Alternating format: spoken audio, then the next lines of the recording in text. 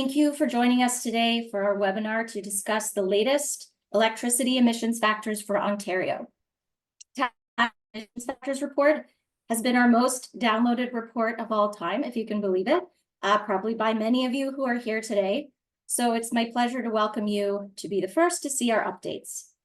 This report will be live on our website at the end of this meeting, and we'll do a recording of this webinar and a copy of the slides. I'm calling in today from Toronto, and many of us are joining us from TAF's official region, sometimes known as the Greater Toronto and Hamilton area. It's part of the treaty lands and territory of the Mississaugas of the Credit. It also encompasses traditional territories of the Huron-Wendat, Haudenosaunee, Erie, Neutral, Anishinaabe, Mississaugas of Scugog Island First Nation, and Chippewas of Georgina Island First Nations. We're all invited through the Dish with One Spoon Covenant to share this territory and protect this land. I'm joined today by my colleagues from our research innovation team, the lead report author, Miriam Shikarisford, and Ekaterina Tsakova, also Akash Harbalani, who leads our electricity system work. They'll walk you through the report, and we'll hold a good chunk of time at the end for questions and discussion. Feel free to introduce yourself now in the chat. You can use, you guys know the drill, but use the Q&A function for your questions. At the end of the session, we'll have a good time amount of time to answer them. We got amazing questions from you during registration, so thank you for submitting those. The presenters will do their best to answer them during the session. If we missed your question, feel free to send it to us later. I'll see you back for the Q&A, and for now, I'll turn it over to Ekaterina. Thanks, Julie. Welcome, everybody. It's great to see such a big crowd, getting bigger by the minute almost. It's very exciting. Next slide, please. Before we dive into the details, I'm going to provide a little intro to TAF in case you're not familiar with who we are. We're a non-for-profit regional climate agency. We work with all levels of government and many community organizations to advance climate solutions across the GTHA. A lot of our focus is on innovation, which is where the research and innovation team comes in. We lead TAF's carbon quantification efforts. We undertake research to help identify areas of priority and help advance our mandate. Some of our biggest projects include the carbon emissions inventory that we publish every year, as well as the electricity emissions factor guidelines, which we're talking about today. Now, I don't think I need to convince anybody on this webinar that it's absolutely critical to accurately understand the carbon impact of our collective work in order to help shape programs and policies in the right ways that can ultimately help us meet targets. And to accomplish this, we need to have accurate emissions calculations, which is why we started developing these guidelines almost 8 years ago. We use them to identify, to prioritize, and to ultimately monitor the impact of climate action strategies. Next slide. So today, Akash will kick things off with a high-level look at Ontario's electricity grid and the most recent forecasts from the Independent Electricity System Operator, ISO. We'll discuss best practices and some of the challenges that these pose specifically for Ontario. We'll, of course, present our 2024 guidelines. We'll go over the methodologies of the various factors, and we'll provide a few examples before ending with a series of recommendations. Akash, over to you.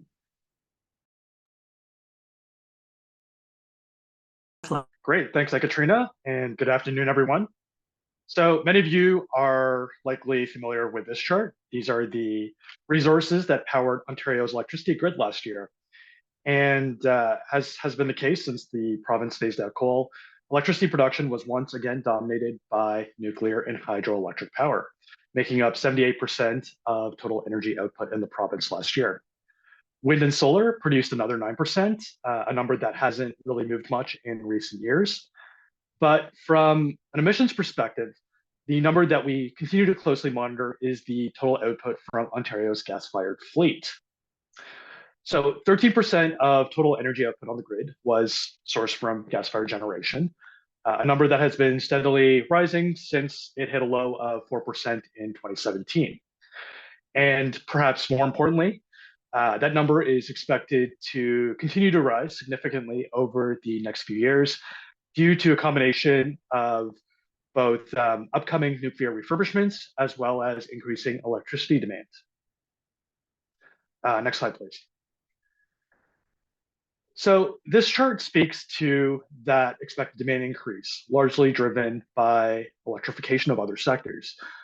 This is borrowed from the Independent Electricity System Operator, the IESO's annual planning outlook, which was published earlier this year, and shows demand increasing by about 60% over the next 25 years. I'll highlight two things here.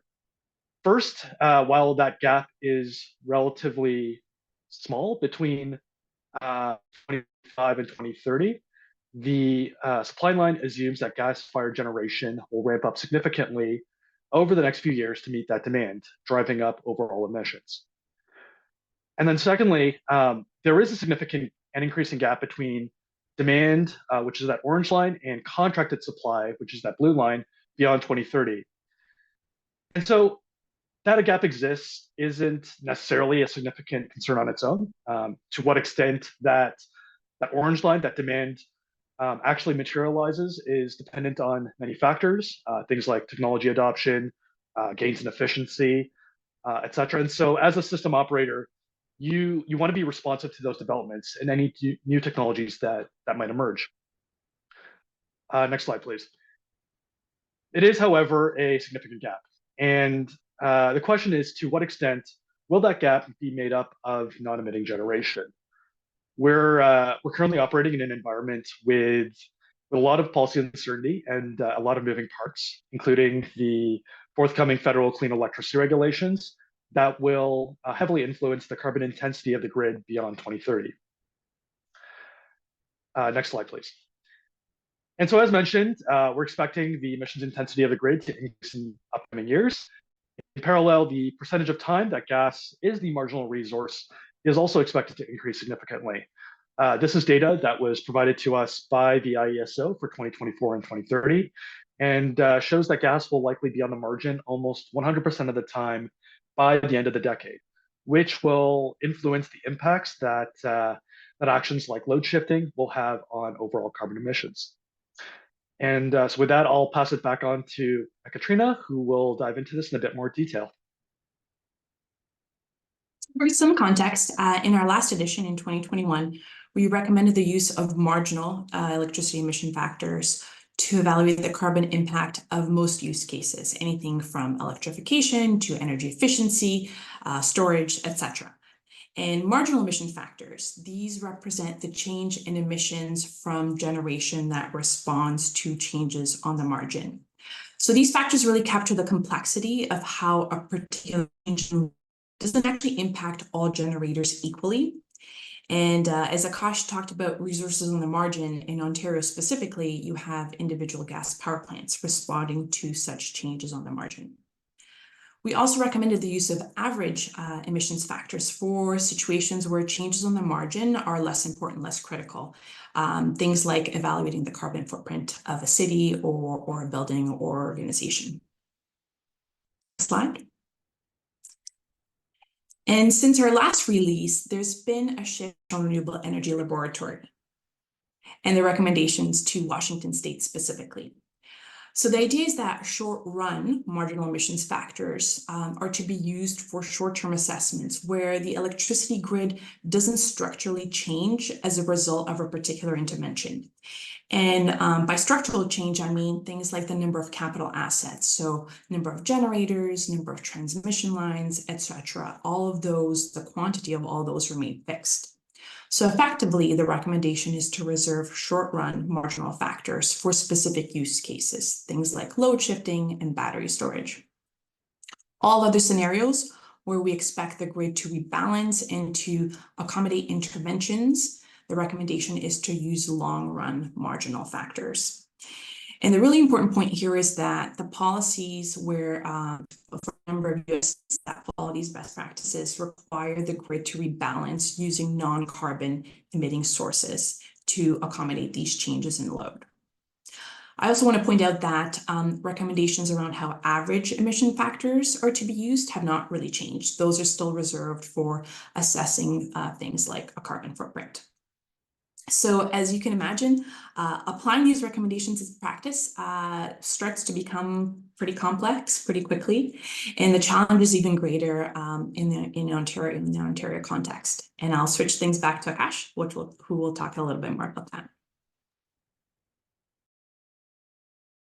Great, thanks, Ekaterina.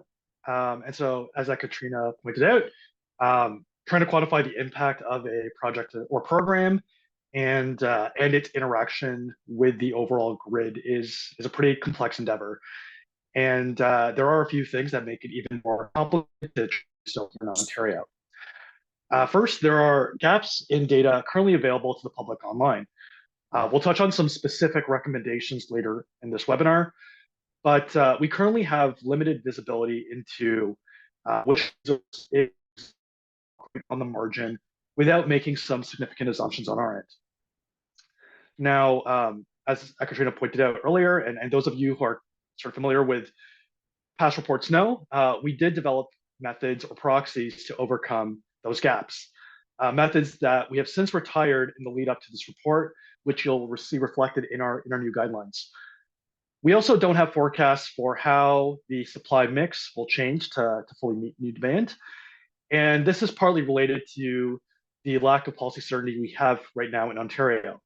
It leaves some significant question marks as to how changes in both operational and long-term demand will be met in the future, which directly affects our ability to estimate both short-run and long-run marginal emissions factors. And as mentioned, this is reflected in our guidelines, which Mariam will talk about now.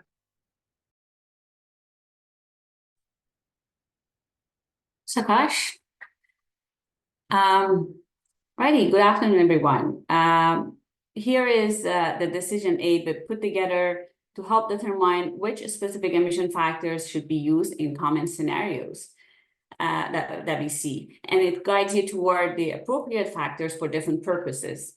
The first question is whether you are trying to do a carbon inventory for a company or city or a province, or whether you want to understand the impact or potential impact of a change or intervention, such as policy, program, or a project. If you're doing an inventory and it's simple analysis and there's limited data available, then using current historical or forecasted annual average emission factors is simple and makes sense. However, if you're doing an inventory and you want to conduct a precise analysis for various reasons and you have hourly data, then using current or historical hourly average emission factors is more appropriate. Now, for changes and interventions, for example, for most cases, including fuel switching and energy efficiency, in lieu of better marginal emission factors as a proxy, we recommend using a historical or forecasted average emission factor. And again, it's important to emphasize that this is in light of marginal data challenges and policy uncertainty, and in the absence of the long-run marginal emission factors, as Katrina mentioned, we recommend use of the average emission factors. If more precision is needed, historical hourly average emission factors can be used as a proxy for hourly average marginal factors. So we hope those guidelines change, and we talk about those recommendations later in the presentation. For specific cases like load shifting and energy or battery storage, we recommend using forecasted peak or off-peak marginal emission factors, which is in our report are limited to 2 years of 2040 and 2030, as Akash mentioned. Now we are going to describe these factors one by one. We'll start with the historical annual average emission factors, which measure the average amount of carbon produced per kilowatt hour of electricity consumed in Ontario. And this factor is derived by production in Ontario by the total electricity produced in any given year. To estimate the average emission factors, we use a combination of ISO's electricity generation outputs data and Canada's National Inventory Report, NIR, estimations of natural gas emission intensity of the grid. We do not use NIR's emission factors alone because starting in 2020 reporting year, we noticed the difference in natural gas and electricity generation reported by ISO and NIR. And in fact, in 2022, ISO reported 40% higher electricity generation by natural gas combustion than NIR, which results in 32% higher emissions. ISO generation data are based on settlement purposes, whereas NIR reports data derived from StatCan's facility owner survey data. We use ISO electricity generation report and will continue to monitor those differences. Annual, go back on the previous slide. Annual average emission factors are intended for calculating emissions from current and historical cases, as I mentioned, like inventory and footprints. For those cases, when quantifying long-term demand changes like fuel switching and energy efficiency or compliance with standards and building portfolio targets are needed in lieu of marginal data and factors as a proxy, we recommend use of historical or forecasted average emission factors. You see in this table that average emission factors has an increasing trend over the past couple of years, with a 30% increase in 2023 due to more natural gas plants generating electricity in the grid, as Akash mentioned, due to upcoming nuclear plants refurbishment and increase in the demand. These factors are available as a downloadable file on our website. Next slide, please. Now, hourly average emission factors are similar to annual average emission factors, but reflect the average carbon intensity of electricity consumed in Ontario during any given hour, and then average across the year. They can be used to calculate emissions from current or historical electricity consumption, and then quantifying long-term demand changes where a greater degree of precision is needed. Historical hourly average emissions can be used for inventory and footprint purposes. Now, in the absence of hourly marginal emission factors as a proxy, we recommend use of hourly average emission factors for fuel switching and energy efficiency, where a greater degree of precision is needed. Again, see hourly average emission factors in 2023 compared to previous years. Factors for 2015 to 2023 are also available as a downloadable data table. In many cases, we want to understand the impact of changes in electricity consumption in the future, for example, over the operational life of a heat pump. For these cases, the use of forecasted emission factors is more accurate. The forecasted emission factors help avoid underestimating the effects of interventions in the future, since any increase or decreased consumption will have a progressively bigger impact. We have developed the forecasted average emission factors to 2041 using ISO's 2024 APO's as-is energy adequacy scenario. And emissions are forecasted to increase every year before gradually decreasing and leveling off by 2040. And as you know, ISO's forecast changes over time due to new policies and technological developments. So there is considerable amount of uncertainty about these forecasted factors, especially as we further look into the future. While these changes can lead to significant variations in the forecast, we use the most up-to-date and accurate information available to generate the projected factors in our guidelines. We have provided the forecasted factors to 2041 as a downloadable data table. Now, marginal emission factors, and as Akash and Katrina mentioned, natural gas power plants in Ontario are often used to respond quickly to changes in the demand. This means that they are the main drivers behind marginal emissions. Peak and off-peak marginal emission factors show the carbon impact of the changes in electricity use during peak and off-peak times as defined by ISO. We have calculated limited marginal emission factors for 2024 and 2030 based on percentage of gas used during peak and off-peak times, which is provided us by the ISO. And as Akash mentioned, gas on the margin is forecasted to increase significantly from 2024 and 2030. Factors will be updated when more granular information is available. We suggest using these limited factors for cases like load shifting, battery storage, and solar generation, where using just the average emission factors might not accurately represent carbon impacts. For solar generation, We have provided an example in the report and suggest a proxy method for evaluating the impacts of using both average and marginal emission factors as a proxy across the year, which you can find the calculation details in our downloadable data table. Now let's walk through some of the report's examples to get a better sense of how we use these factors. The first example is EV charging scenario, where we have EV's hourly electricity consumption data for 1 year in 2023 for a multi-family residential building, and we want to estimate the total carbon emissions across the entire year. Here is the data we have, which are hourly consumption starting from January 1st all the way to the end of December.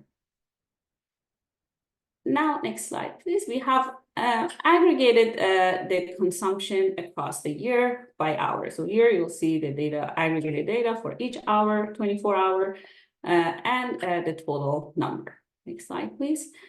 Finally, we applied the 2023 average emission factor to consumption data to estimate the emission factors for each hour, and then sum them up to come up with the total emissions. Now I'll hand it over to Ekaterina, who will guide us through a fuel switching example. Thanks, Miriam. So our second example is about calculating the difference in carbon emissions when electrifying a building's heating system. So there's been a feasibility study done on the building. Next slide, please. Revealing the following information. And of course, we've simplified it for the purposes of this example. But generally speaking, there's a decrease in natural gas consumption by replacing the existing heating system. And there's an increase in electrical consumption as a result of electrifying the building end use. Next slide. To determine the difference in carbon emissions, you take the impact of the intervention and you subtract the impact of the base case. So here we have the electrical consumption is multiplied by the average emissions factor for 2023.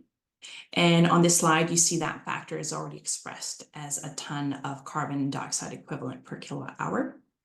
And then you subtract the gas consumption by the natural gas fuel emissions factor, which reveals a decrease in carbon emissions, so a savings in carbon emissions per year. And if you were to look at the impact over a number of years in the future, you would use the forecasted annual average emissions factor. And as Miriam mentioned, we provide those up to 2041. In our guideline report, we also have a solar example, as well as we provide the calculations, the detailed calculations in a downloadable file. And that's to help provide a bit more of a complicated example around electricity generation. So as always, we're here in case there's specific questions about use cases or calculations. You can always reach out to Miriam. And with that, I'll pass things on to Akash one final time to discuss the regulatory recommendations. Thanks, Ekaterina. So as we've highlighted throughout the presentation, the factors and guidelines we recommend in this report are a product of the data we currently have available to us and the policy environment in which we currently operate in. And so we have 3 recommendations outlined here to help address those gaps that we've raised earlier. The first 2 recommendations address gaps in data and are asks of the IESO.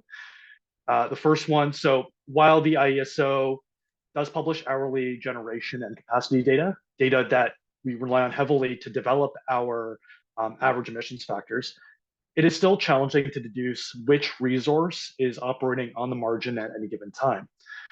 And so including that as part of the IESO's regular published data would not only make our job a lot easier in terms of generating those factors, it would also allow everyone to better understand the carbon benefits associated with load shifting.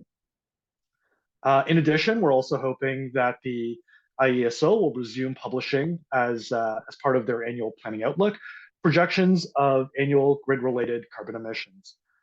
We certainly recognize the challenges with predicting grid emissions out into the future because of that significant policy uncertainty that we alluded to earlier. But that data has been the basis of our forecasted emissions factors in the past. And in addition to continuing or resuming publishing those factors, We recommend pairing that with projections on when and how often gas-fired generation is expected to be on the margin. Our last recommendation is to the province, to the Ministry of Energy and Electrification, and the pace of building non-emitting generation.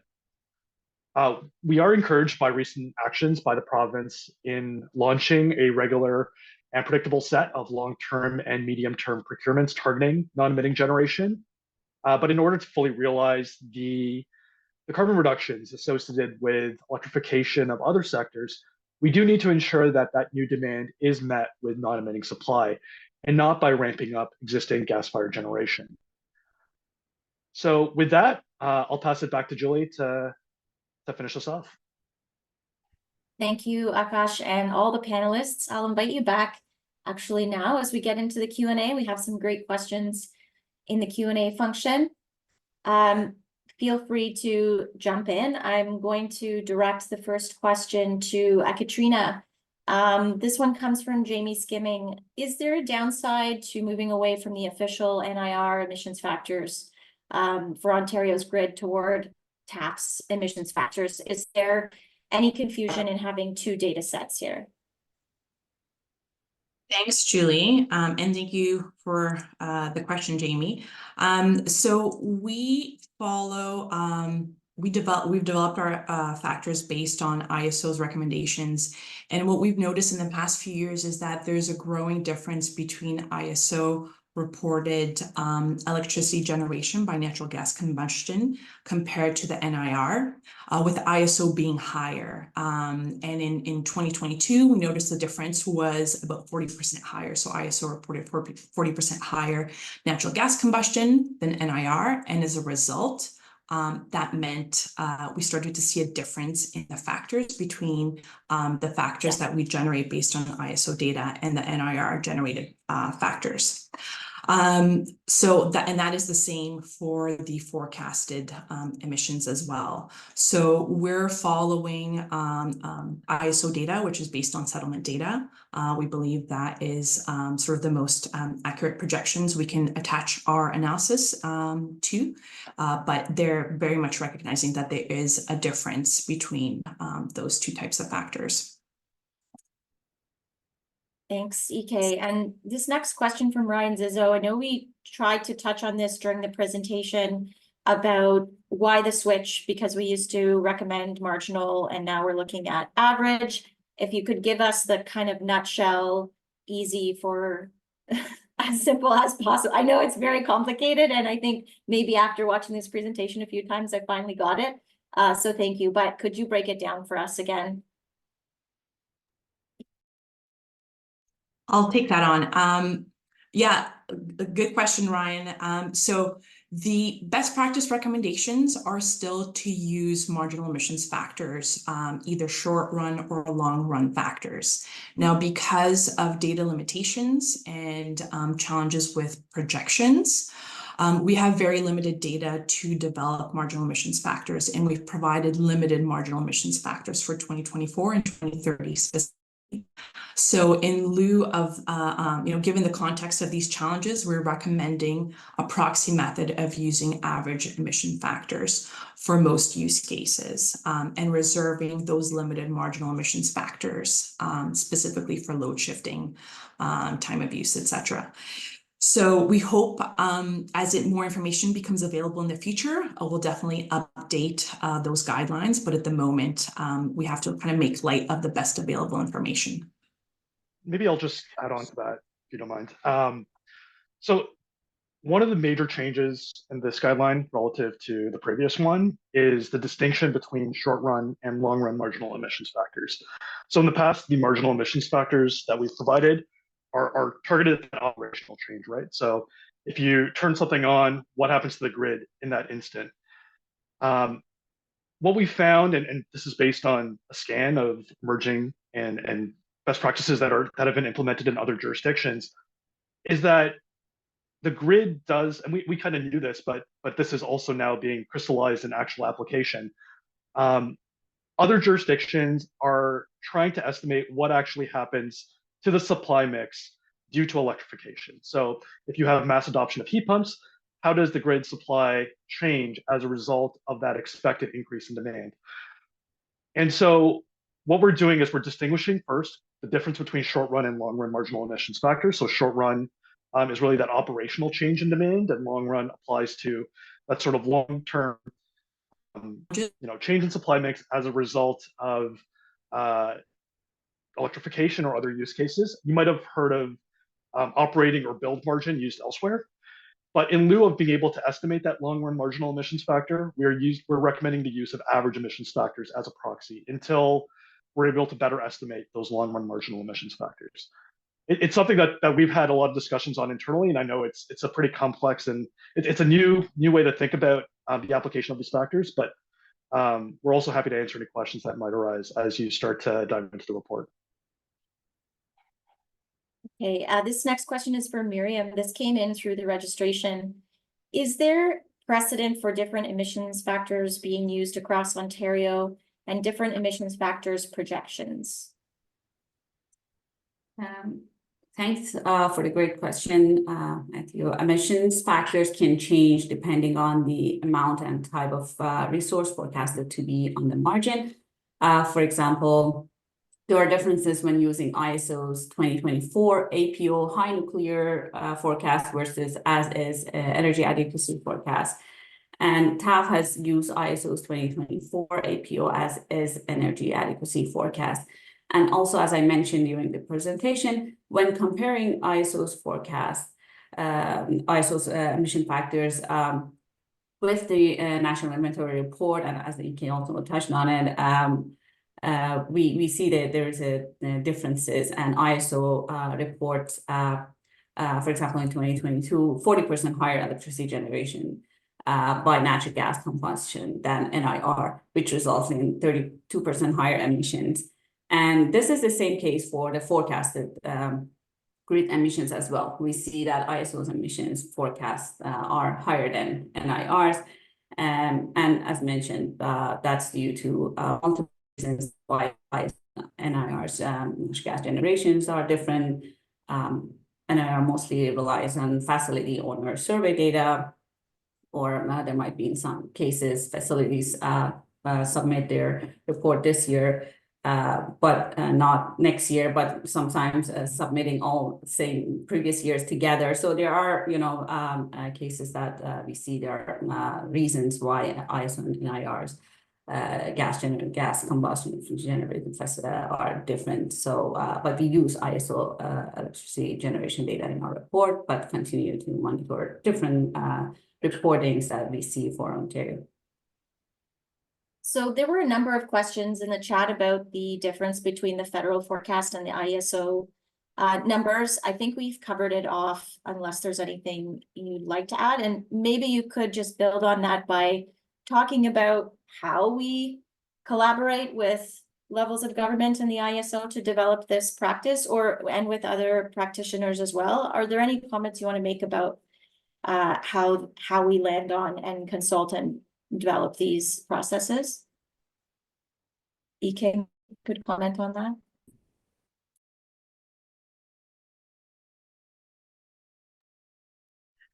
Yeah, I mean, generally speaking, depending on which forecast we attach ourselves, depending on how the forecasts really change, there's definitely going to be downwards pressure, whether we look at more, let's say, nuclear or non-fossil fuel generating resources. That's going to absolutely impact the emission factors, and specifically the marginal emissions factors. Where we look to provide updates, on an annual basis is with the most available information. So as forecasts change, we will definitely align our methodology and our calculations that way. There's also, I think, a related question on some of the ECCC calculations, especially on the code side. There was a question from Damien and what is being used in the code system. And I'll just take a moment to talk a little bit about that. So the proposed changes on the national code is to use average emission factors that are projected, that are averaged. The projections between 2030 and 2035 are averaged. And that is one proposed method. It's not quite, code. It's currently a provision that is suggested, and it seems like that's the process where we're going to move towards. It's not a bad prediction, and for code users, there's also the option of using other factors and even factors developed by local utilities instead of the averaged provisions that are made. And one thing that we've commented on is to make sure that there's options for code users to use the most available, most accurate and most readily available information, especially given that code updates, on a 5-year cycle. And we want to make sure that we're using accurate projections. And specifically for Ontario, the most recent changes have been to, for the Ontario Building Code to harmonize with the national building code systems. And that has already happened. We have yet to see whether the GHG operational emissions and the use of factors, whether there's going to be any addendums or any changes. We'll have to see if that's included in the Ontario Code, a list of addendums. But right now, at the national level, what is proposed is one option to use the average factors, but also to provide additional avenues for code users to use more relevant information. And just to confirm, you were speaking previously to the National Building Code when you mentioned the code. Yeah. Thank you for that. I think we had a few questions about the building code. Any other comments on that from the other panelists? Okay, so I'm going to move on to the next question. Have you considered calculating residual emission factors that take into account the sale of clean energy credits? Akash, I see you nodding. Yeah, it's a great question. The short answer is yes, we've considered it. No, it's not contemplated here in this report, partly because we don't have real visibility into the sale of those credits at this moment. But yeah, it's something we'll have to certainly consider in future iterations of this report. It's a great question. Another question comes from Vidal. What is the furthest back you go historically using this alternative approach? And if available, it would be interesting to see how this method using ISO data compares to NIR values going back to 2007. Just jump in if you'd like to answer. Okay. So in the downloadable data tables, we go back, we provide historic factors back to 2015, and specifically the difference between ISO gas generation and NIR, they were pretty well aligned, and the differences really started happening in 2020, 2021 onwards. That's where we noticed the major differences. But before that, they were generally well aligned.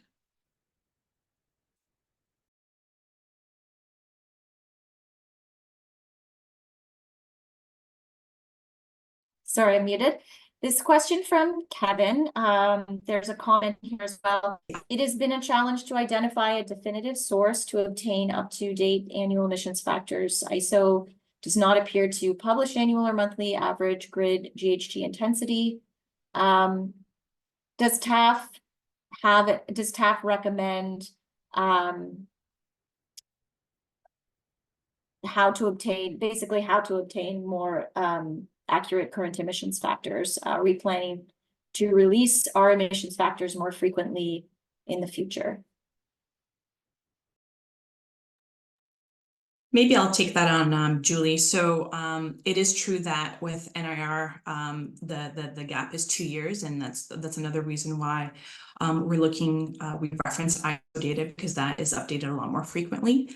We usually in the past have released guidelines roughly on a 2-year cycle. The last update was a little bit further back, just because some of the changes in best practices. Going forward, we are definitely looking at releasing our updates to our guidelines more frequently, especially since forecasts and future policies are changing, which have a big impact on the factors. That's a great question.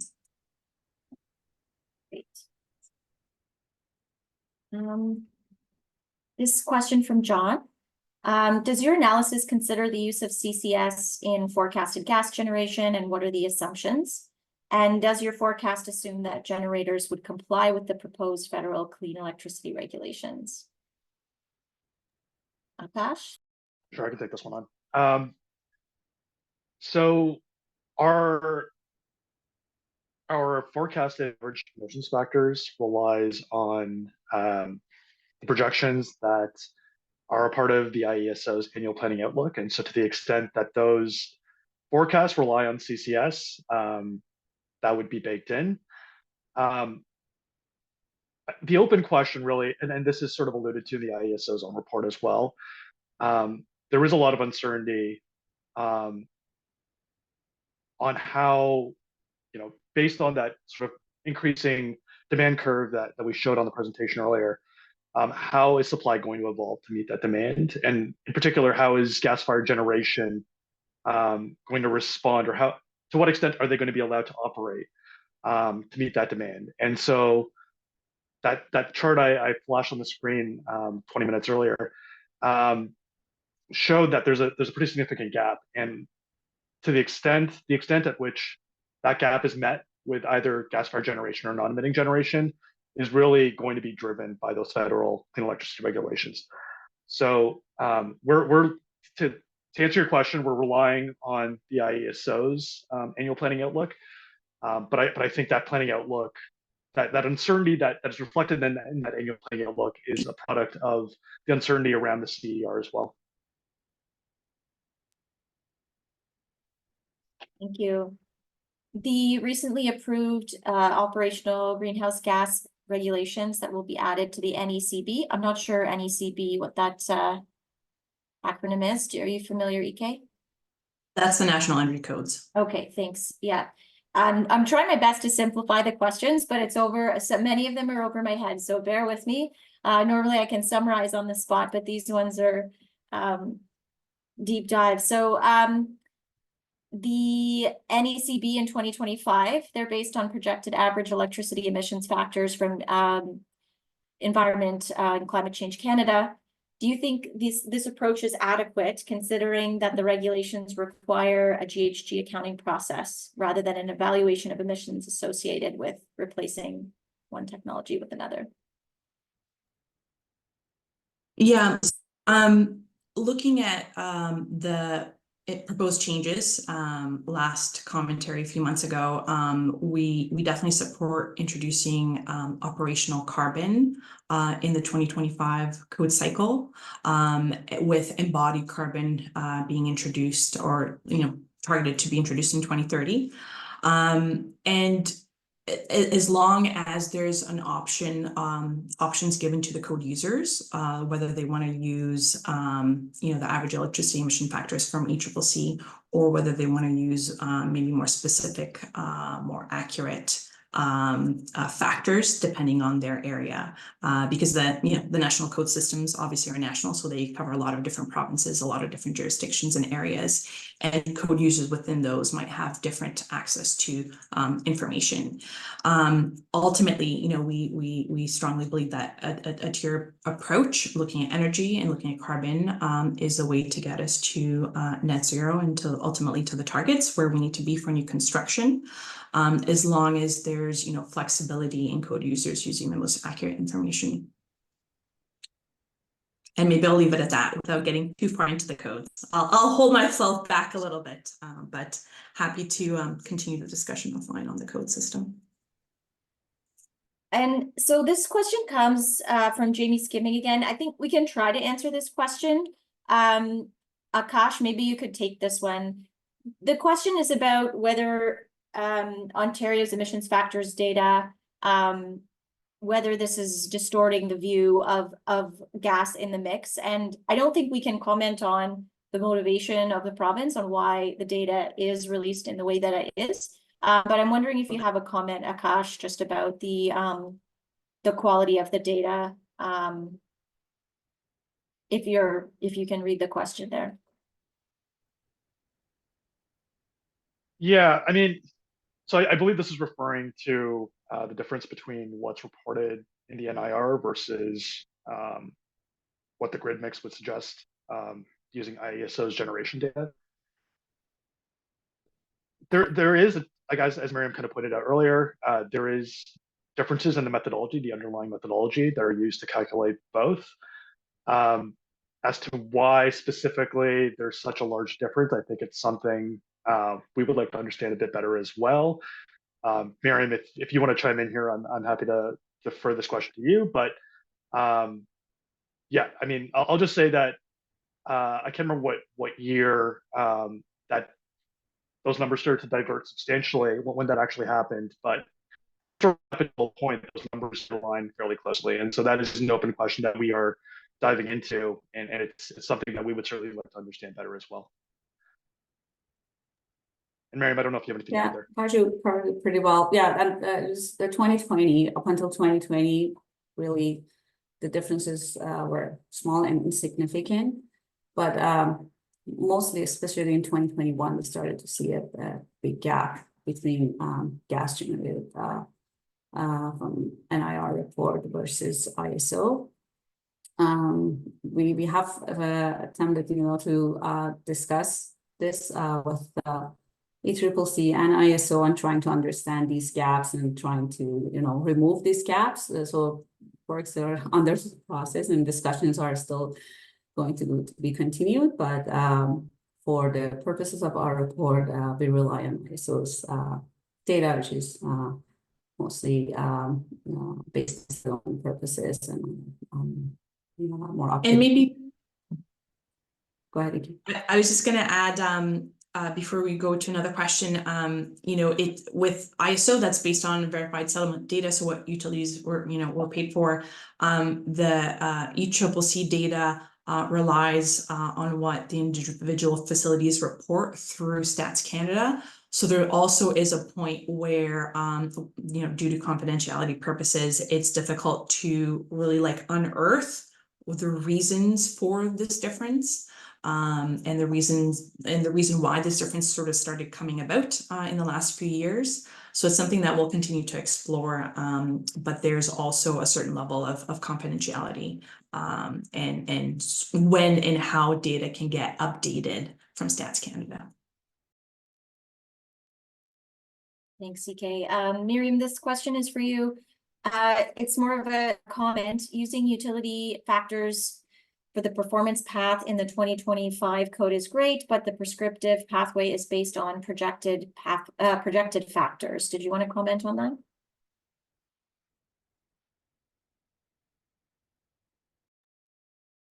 Sorry, okay. Sorry, Julie, I had a little bit of breaking the question. Can you repeat, or if okay, you heard it, can I pass it to you? Maybe I'll take this one on, given that it's related to the code.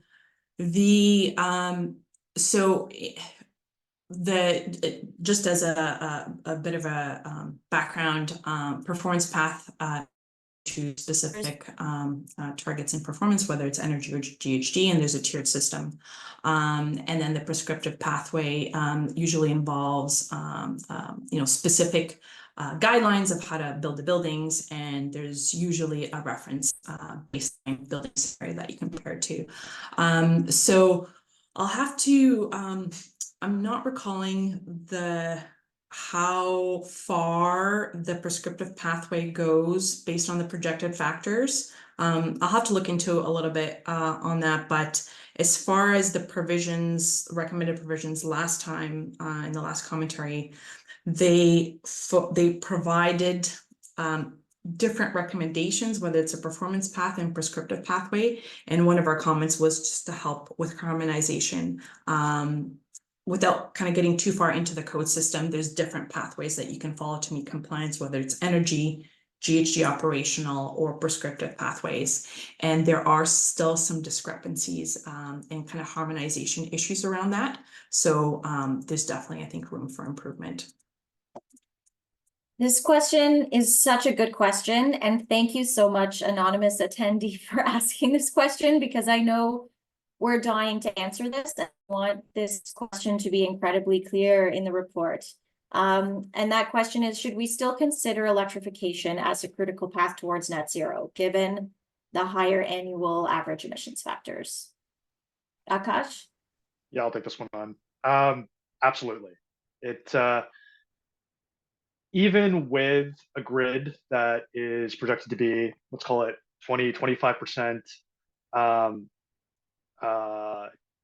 met with natural gas generation, it is still 75% non-emitting.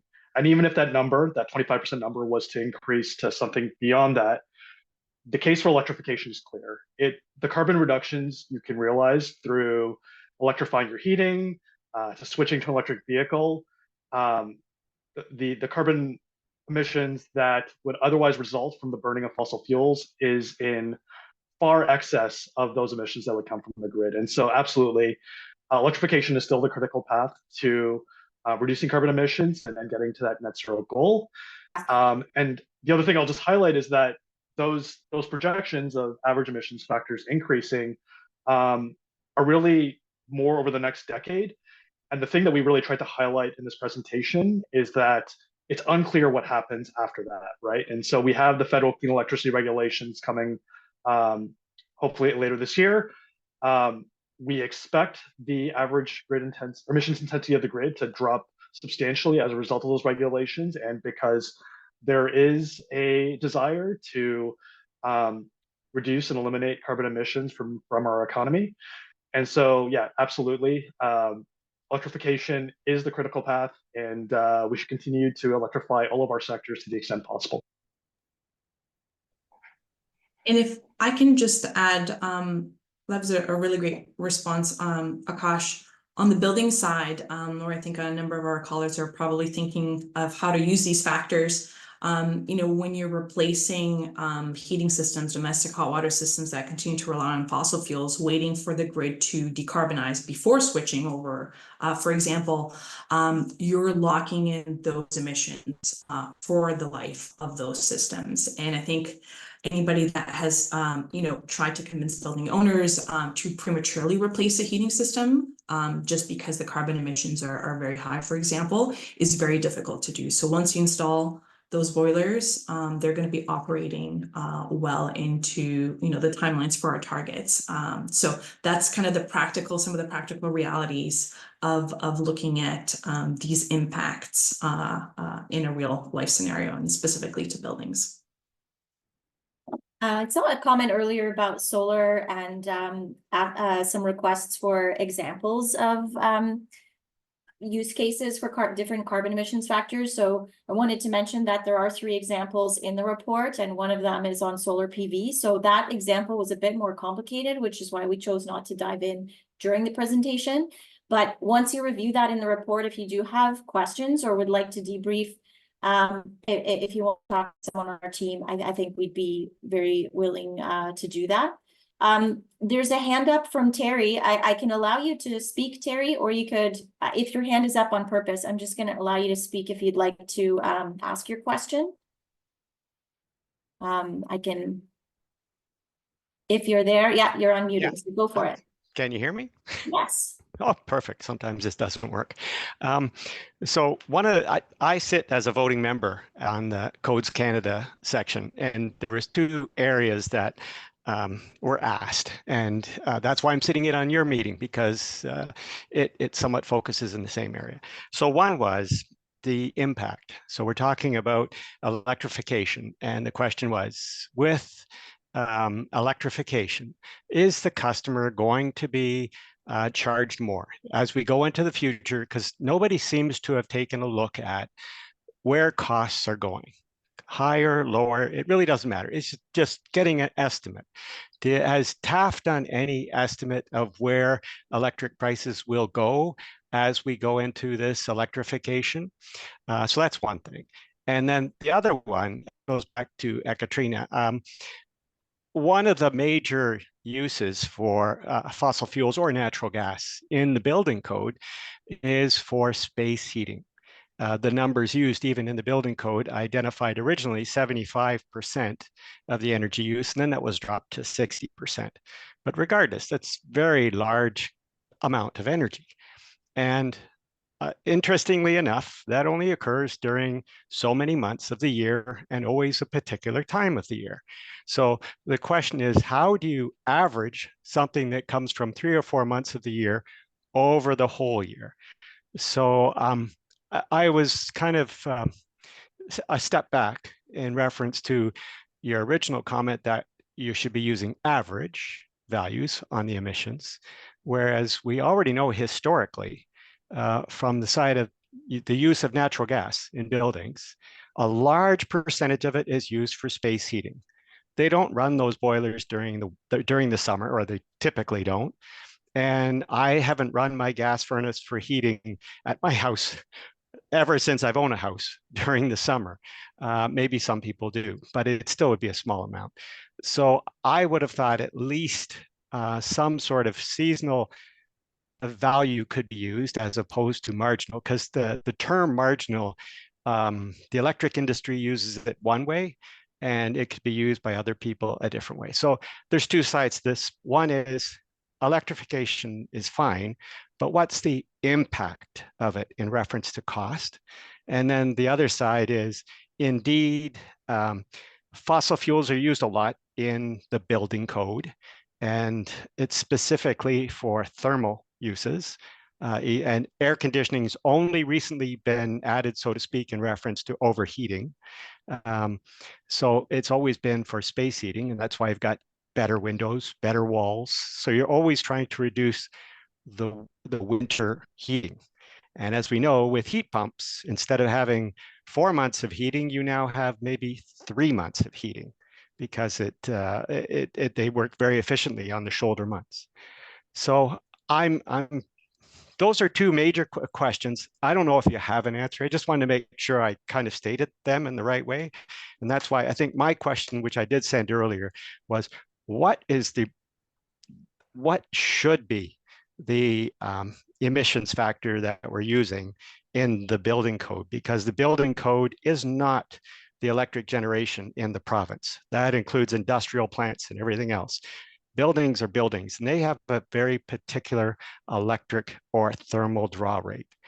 Okay, I'll step back from that one. Thank you. Thanks for your question, Terry. I'm not going to answer the first question, but I will provide some insights maybe, and then maybe I'll pass it on to Katrina to answer the second part. So we have not done explicit rates analysis on how to the extent that you need to build the electricity grid to support increased demand and increased electrification, what that does to rates. The Canadian Climate Institute did publish a report, I believe it was last year or in 2022, that sort of got at that question on a province by province basis. And one of the things they found, and this was also mentioned in the recent report released by the Canada Electricity Advisory Council, that overall energy bills are expected to decrease as a result of electrification, because that increase in electricity bills will be offset by reductions in money spent on fossil fuels. The caveat there being that you have to plan out the grid in a smart way, and it's part of the reason we've really been emphasizing demand side action as well. We can't, without energy efficiency, without the use of sort of load flexibility, which is sort of enabled through the newer technologies that are coming online, we are going to require a massive extension of the grid, and that's going to drive up rates. So that's an important piece of the puzzle, is really what happens on the demand side to better use or better optimize the use of our existing grid. But I mean, I don't know if you're familiar with that study that Canadian Climate Institute put out, but it's a good window into what happens to overall energy costs. But one of the takeaways is also that those costs and benefits are spread unevenly across Canada, and so to the extent that we can mitigate those impacts for the folks that are seeing those increased costs, needs to be part of the discussion as well. So we're now at time, and I want to respect people who have meetings at 2 o'clock.